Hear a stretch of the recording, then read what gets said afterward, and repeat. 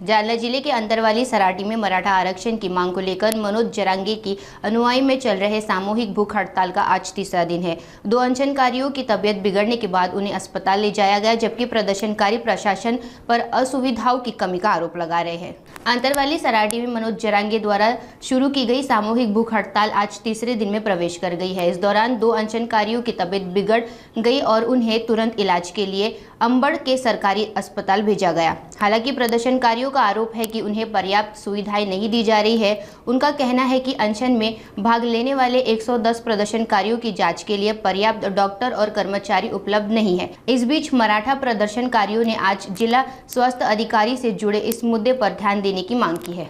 आरोप म्हणजे खास मी आज पुण्यावरून दादांना भेटण्यासाठी आले। जेव्हा मी त्यांची कंडिशन बघितली तेव्हा अगदी मनाला अंगाला शहारे फुटण्यासारखी कंडिशन आहे।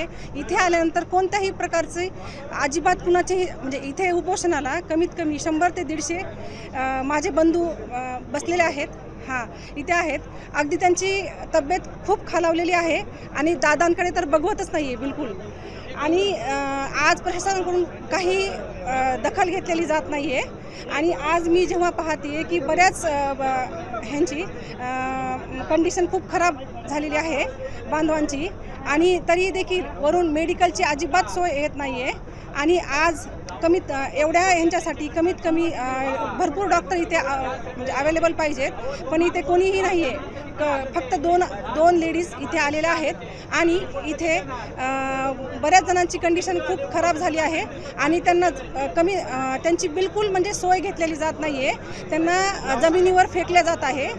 सांगितलेले आहे, सरांनी पण सांगितलेलं आहे की प्रत्येक 10 उपोषणकर्त्यामागे आपले एक वैद्यकीय अधिकारी राहतील, याप्रमाणे तुम्ही नियोजन करा।